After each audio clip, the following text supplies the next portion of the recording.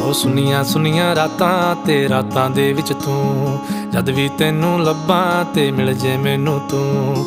ਸਾਰੇ ਦਿਨ ਦੀਆਂ ਗੱਲਾਂ ਬਹਿ ਕੇ ਦੱਸਾਂ ਮੈਂ ਤੈਨੂੰ, ਤੂੰ ਮੈਨੂੰ ਭੁੱਲੇ ਨਾ ਕਦੇ, ਮੈਂ ਨਾ ਭੁੱਲਾਂ ਤੈਨੂੰ।